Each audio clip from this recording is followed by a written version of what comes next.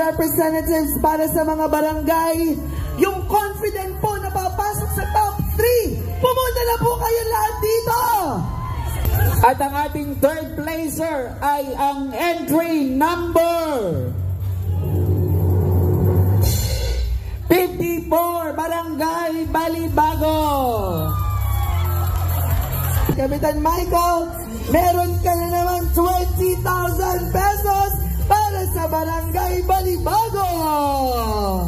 Ang ating second place ay nakakuha naman ng markang 95%. Ayan, sino kaya? Sila po ay makakatanggap naman ng premyo.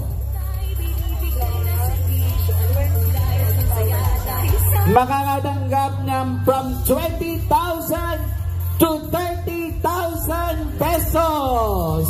Wow!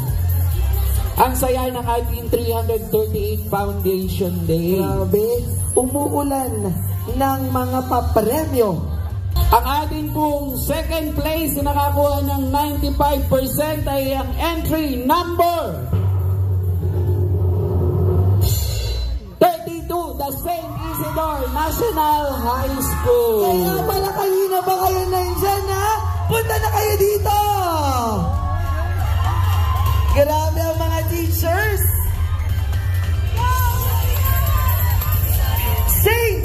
Isidore National High School! Congratulations po! Ang ating nanalo from 30 to 45,000 pesos! 95.67%! Ginalingan talaga ng mga teachers na naman.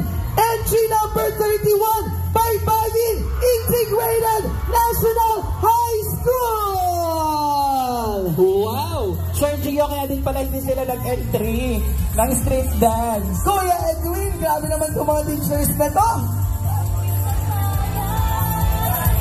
Ayan, sobrang pinaghandaan ng Sinok Money, hindi na sumayaw ang mga taga-baybayi.